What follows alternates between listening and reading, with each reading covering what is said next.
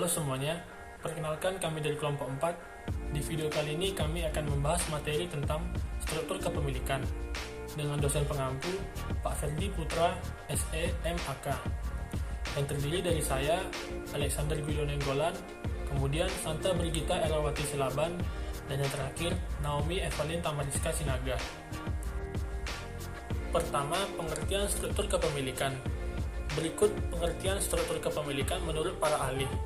Yang pertama, menurut Wahyudi dan Pawestri, struktur kepemilikan merupakan jenis institusi atau perusahaan yang memegang saham terbesar dalam suatu perusahaan. Kemudian menurut Imade Sudana, menyatakan struktur kepemilikan merupakan pemisahan antara pemilik perusahaan dan manajer perusahaan. Kemudian menurut Mei Yuniarti dan kawan-kawan, menyatakan bahwa struktur kepemilikan saham adalah proporsi kepemilikan manajemen, institusional, dan kepemilikan publik. Dan struktur kepemilikan merupakan suatu mekanisme untuk mengurangi konflik antara manajemen dengan pemegang saham. Kemudian dapat kita simpulkan bahwa struktur kepemilikan adalah komposisi, porsi, perbandingan atau persentase antara modal, ekuitas, termasuk saham yang dimiliki oleh orang di dalam perusahaan atau insider shareholders, dan investor atau outside shareholders. Kemudian jenis-jenis struktur kepemilikan. Kepemilikan tersebar. Pada jenis ini, perusahaan memegang saham yang banyak dengan jumlah saham yang sedikit, sehingga bagi pemegang saham minoritas kurang mengawasi aktivitas perusahaan dan tidak terlibat dalam pengambilan dan kebijakan perusahaan. Oleh karena itu, pemegang saham tersebut disebut outsider, dan kepemilikan yang tersebar tersebut disebut sebagai outsider system. Kelemahan dari sistem ini yaitu kepemilikan yang berkontribusi hanya tertarik pada maksimalisasi profit jangka pendek. Karena kepemilikan yang berkontribusi hanya tertarik pada maksimalisasi profit jangka pendek akan menimbulkan konflik keagenan, yang dimana manajer memilih banyak laba yang ditahan, sedangkan pemegang saham minoritas memilih dividen dibagikan. Kemudian yang kedua, kepemilikan yang terkonsentrasi. Terdapat dua jenis kelompok pemegang saham, yaitu pemegang saham mayoritas dan pemegang saham minoritas. Beberapa keuntungan dari kepemilikan terkonsentrasi, yaitu pemegang saham mayoritas memiliki kekuatan dan insentif untuk mengawasi manajemen dengan lebih dekat. Kelemahan dari kepemilikan terkonsentrasi adalah pemegang saham mayoritas dapat bekerja sama dengan manajemen untuk mengambil alih aset perusahaan dengan biaya dari pemegang saham minoritas. Selanjutnya akan dijelaskan oleh teman saya, Naomi. Komposisi struktur kepemilikan terdiri dari kepemilikan keluarga, kepemilikan manajerial, kepemilikan institusional, kepemilikan asing, dan kepemilikan pemerintah. Yang pertama kita akan membahas tentang kepemilikan keluarga. Kepemilikan keluarga adalah perusahaan yang kepemilikannya dimiliki oleh keluarga. Perusahaan yang dikatakan memiliki kepemilikan keluarga apabila pimpinan atau keluarga memiliki lebih dari 20% hak suara. Wiranata juga mengungkapkan bahwa jika saham pengendali perusahaan tersebut adalah individu, maka bisa dikategorikan sebagai kepemilikan keluarga. Kepemilikan keluarga ini juga berpengaruh negatif terhadap kinerja keuangan perusahaan. Hal ini disebabkan karena perlindungan hukum terhadap investor dalam struktur kepemilikan yang sangat lemah, sehingga akan timbul masalah agensi yang dapat mengganggu kinerja perusahaan. Dan ketika timbulnya suatu risiko yang sangat tinggi, pemilih akan cenderung lebih menyelamatkan uang yang mereka investasikan daripada memperbaiki kinerja perusahaannya. Yang kedua adalah kepemilikan manajerial. Kepemilikan manajerial merupakan kepemilikan saham oleh manajemen perusahaan yang diukur dengan persentase jumlah saham yang dimiliki oleh manajemen. Kepemilikan saham oleh pihak manajemen akan menjadikan nilai perusahaan meningkat karena manajemen akan melaksanakan dan selalu mengawasi perkembangan perusahaan sekaligus memperhitungkan kebijakan yang terbaik. Semakin besar kepemilikan saham oleh manajerial, maka manajerial akan bekerja lebih proaktif dalam mewujudkan kepentingan pemegang saham dan akan meningkatkan kepercayaan, kemudian nilai perusahaan pun akan naik. Yang ketiga adalah kepemilikan institusional. Kepemilikan institusional merupakan kepemilikan saham oleh pemerintah, institusi keuangan, institusi berbadan hukum, institusi luar negeri, dan perwalian, serta institusi lainnya pada akhir tahun. Kepemilikan institusional merupakan salah satu faktor yang dapat mempengaruhi kinerja perusahaan. Adanya kepemilikan oleh investor institusional akan mendorong peningkatan pengawasan yang lebih optimal terhadap kinerja manajemen, karena kepemilikan saham mewakili suatu sumber kekuasaan yang dapat digunakan untuk mendukung atau sebaliknya terhadap kinerja manajemen.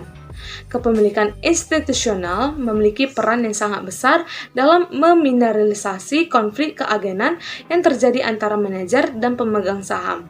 Keberadaan investor institusional mampu mengoptimalkan pengawasan kinerja manajemen dengan mengawasi setiap keputusan yang diambil oleh pihak manajemen.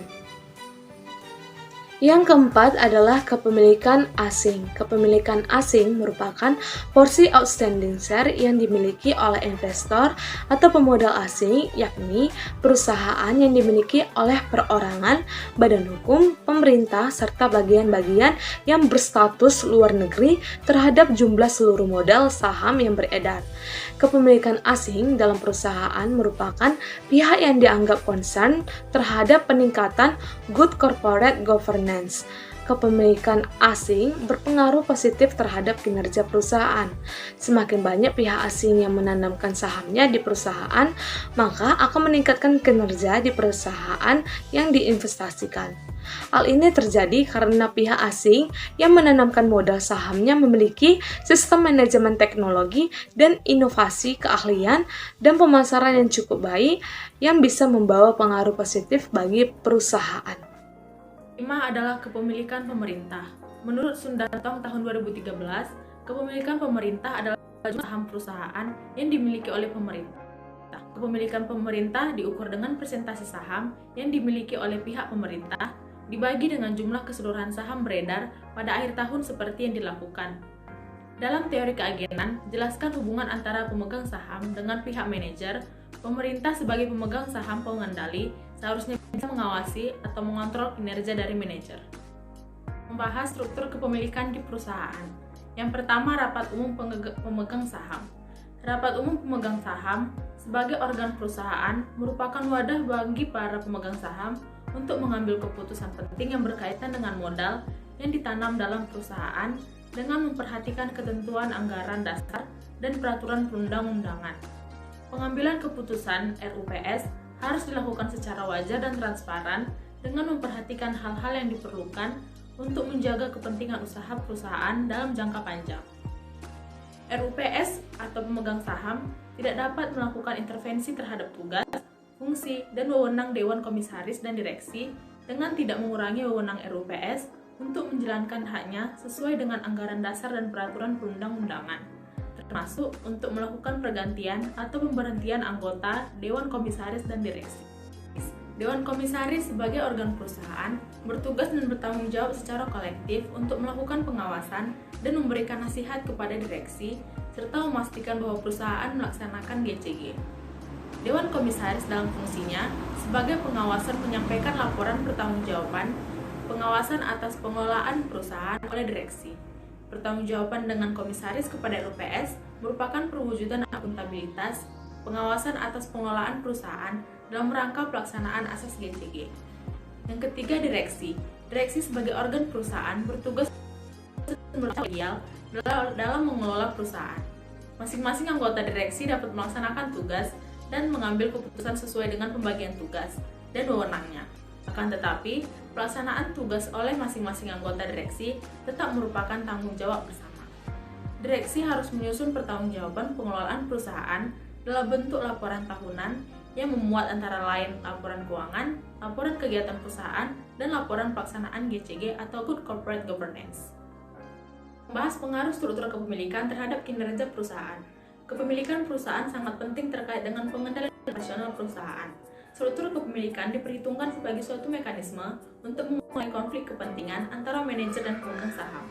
Struktur kepemilikan dipercaya berpengaruh pada jalannya perusahaan yang pada akhirnya mempengaruhi kinerja perusahaan.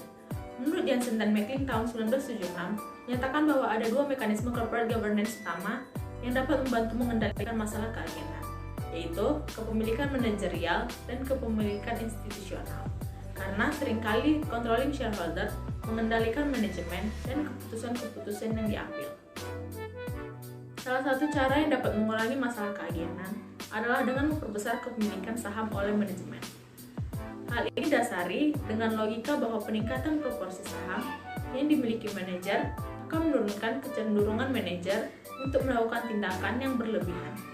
Dengan proporsi kepemilikan yang cukup tinggi, maka manajer akan merasa ikut memiliki perusahaan, sehingga akan berusaha semaksimal mungkin melakukan tindakan yang dapat memaksimalkan kemakmurannya.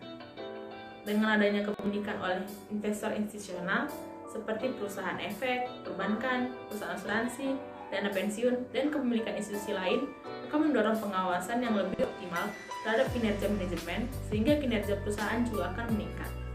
Presentasi dari kelompok kami, mohon maaf jika ada kesalahan kata yang kurang berkenan. Atas perhatiannya kami ucapkan terima kasih.